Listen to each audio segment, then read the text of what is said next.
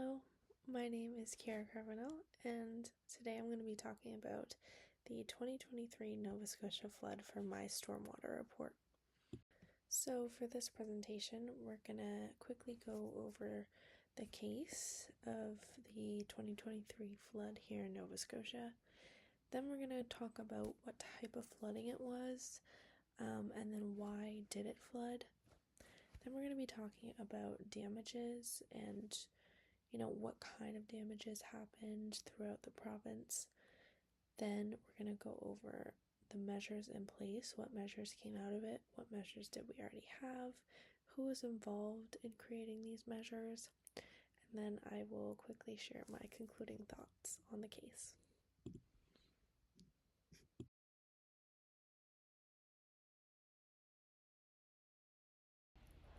So the Nova Scotia flood happened on July 21st of 2023, where we experienced more than 250 millimeters of rain in only 24 hours.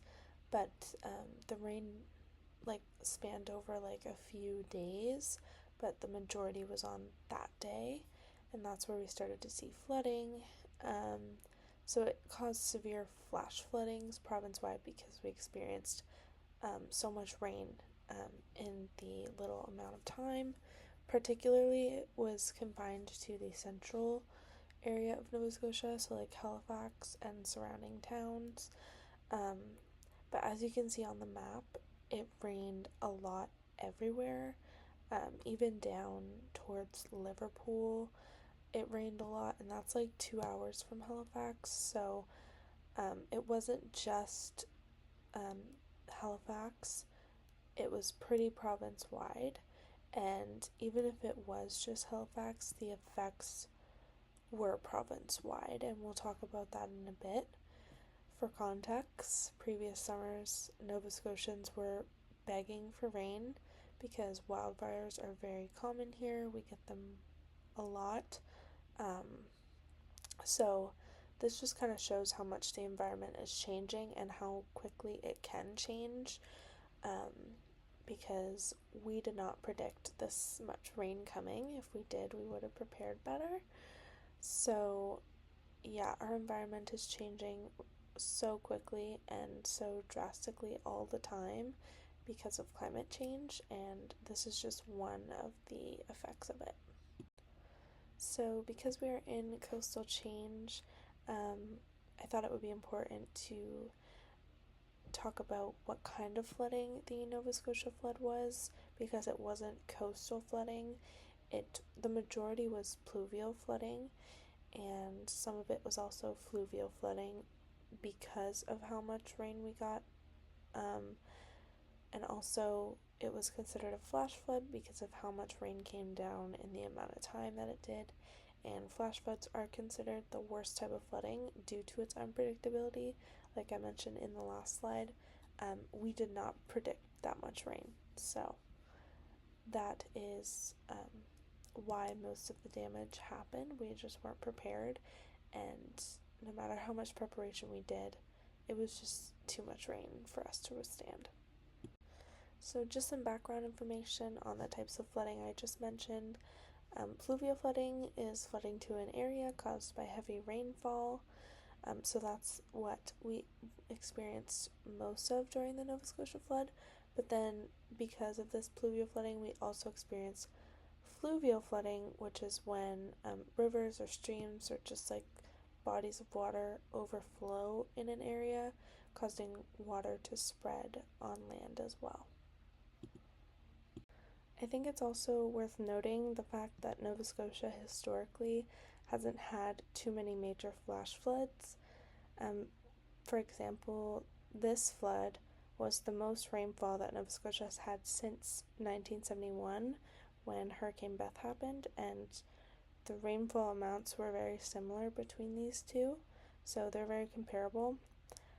However, I do believe that we have been having more floods, and I don't mean that by this severe floods, but I mean that as in more rain than some people can handle, like basements flooding, stuff like that. And we've been having them more frequently, as well as them being more unpredictable. And that is ultimately due to climate change. And the proof is right there, because the fact that for years Nova Scotians have been begging for water. We need water in the summertime because the summer is so hot and dry, to the point where we had one of the biggest wildfire outbreaks in the same summer that we had this major flash flood. So our weather is becoming more unpredictable every single year, and the fact that we had a major flash flood and a major wildfire within like basically the same month in the summer is crazy, and our province was not prepared for it because of its unpredictability. So here's a really nice video that I found. It's original footage from Hurricane Beth, and this is in like Halifax and Dartmouth. And like I mentioned, Hurricane Beth is pretty comparable with the Nova Scotia flash flood in terms of how much rainfall we had. So I think this is a really good video to just outline the fact that it was a major flash flood and it impacted a lot of places. And yeah, you can see a lot of damage in this video, and the amount of water is crazy, so it's a good video to watch.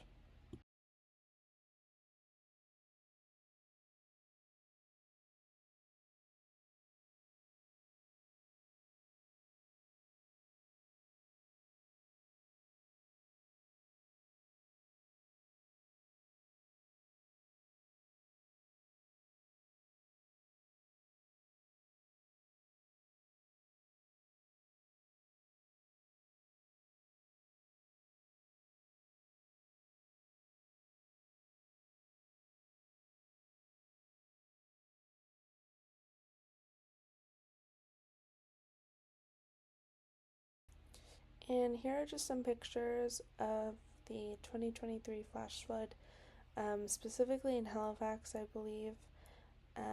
So yeah, cars were fully submerged. It was a major flood. The bottom right is Bedford, I believe, and you can't even see the road. Um, there are homes damaged, cars damaged, businesses damaged.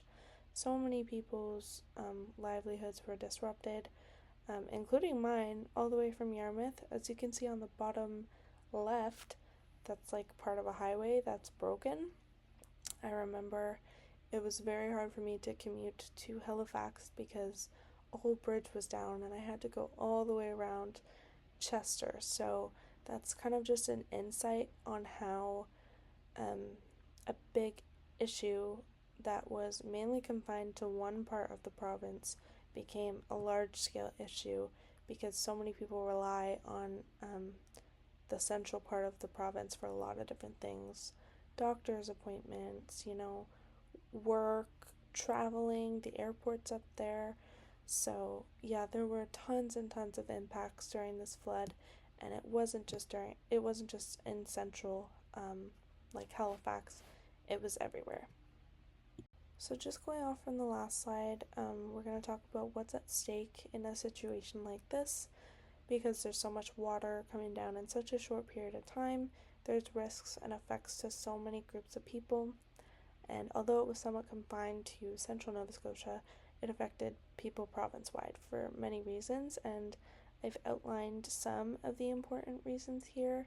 Number one being life, so there happened to be 4 deaths in this flood, and it was very unfortunate, the fact that it was so unpredictable. People didn't have too much time to evacuate, and these deaths happened to be people who were evacuating. Next, we have homes and infrastructure. Like I mentioned in the last slide, you could see like homes were underwater, and there were definitely a lot that were flooded and potentially ruined. For reference, the Insurance Bureau of Canada reported that this flooding caused over $170 million in insured damage, and on the list on their website, it includes houses, small businesses, as well as cars. So there was a lot of homes and infrastructure damage here. Kind of going along with the small business aspect, we had a lot of economic loss as well. July is peak tourist season, and with tourists, they enjoy the small businesses. So, you know, their trips were cut short, or small businesses were cut short, and it definitely doesn't help with our economy when these are the things that boost it during the summertime. So, for ecological impacts, that much water coming down on the soil is definitely not healthy for it. Um, and it also could harm so many wildlife habitats, which we definitely have a lot of throughout our province. And last but not least, community resilience. This rainfall was definitely not predicted, like I mentioned many times. So, first responders had to act very fast to this unprecedented situation, and it was also, deadly. So, they kind of just had to throw themselves into it no matter what. Um, so, it definitely could have caused burnout for healthcare providers, first responders, volunteers. So there's definitely a lot of things at stake, and it's important to be prepared for things like this for when they do happen. Okay, so next we're going to talk about the measures in place as well as who initiated these projects. Um, so all of these that we're going to talk about are either provincial or federal. There wasn't really any community ones that I researched. However, I know that there are some out there. Um, just, for example, in my community, there's always emergency areas to go to, like the library, in case something does happen, or there's also resources, mental health resources, as well as food banks for any kind of stuff like this. But for this particular slide, I'm going to talk about government projects. So for the first one, after this flood, Nova Scotia started developing a flood risk map to inform people of vulnerable areas and to be able to plan for the future. I'm not sure if these maps are finished yet or if they've been updated. I'm sure they need to be updated all the time. So to me, they're kind of just still up in the air because I haven't seen them, but it's good that they have thought about them. Next, kind of a negative thing is that Nova Scotia got rid of the Coastal Protection Act, which is basically an outline of how and where people can build so that they are protected from sea level rise. So I'm not sure why this was gotten rid of, but it's kind of unfortunate because that's a really good tool for people to know and could reduce the amount of casualties we have when we do get big storms like this, because the reality is that we are, because climate change is happening. And next we have flood emergency management. So this is a website where you can basically see a lot of tools on and tips on what to do for when stuff like this happens. It's acknowledging that these are going to happen now, and we need to be prepared for it. So it's a good outlet for communities to read on, how to help others, how to help yourself, and what to be prepared for. And last but not least, we have the Flood Risk Infrastructure Investment Program, which I also thought was good because you can't apply for stormwater, stormwater effects. You can only apply for things that will help reduce flooding in the long run. So it's not for stormwater effects happening after they've already happened. It's more of projects that will defend stormwater or floods in general from affecting people. So there's that as well. And like I mentioned, all of these have been put out there by the government, either provincial or federal. Okay, so here are my closing thoughts after all of that. As a Nova Scotian, I definitely appreciate the community that I have, especially in disastrous times like these. This community province community is unlike any other. The amount of like ability to come together during crises is something very important, and it's also very helpful. I also appreciate the government's urgency to help when we were in crisis. However, I think that we talk about long term solutions being the best kind at preventing issues all the time in courses like these, as well as just in general. Um, I see a lot of, politicians talking about how prevention is the best thing, especially when they're talking about environmental impacts to us. However, it doesn't seem like we are prioritizing these long term effects. Um, we didn't predict this storm. We kind of just had to act when it came. And I definitely think that climate change, the knowledge has been out for long enough that we could have um, potentially prevented a lot of the damage.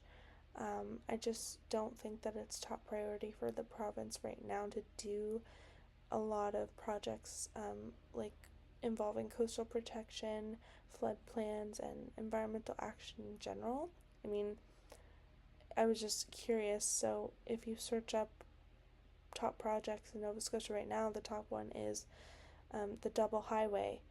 And for a smaller province like Nova Scotia, especially when most of it is towns, I don't think that the main project should be building a highway. I think it should be trying to protect our coasts and protect our people from devastating floods like this. So, my closing thoughts, I guess, are that we need to start taking it seriously, or else we're going to lose more and more over the years. Climate change is obviously not stopping.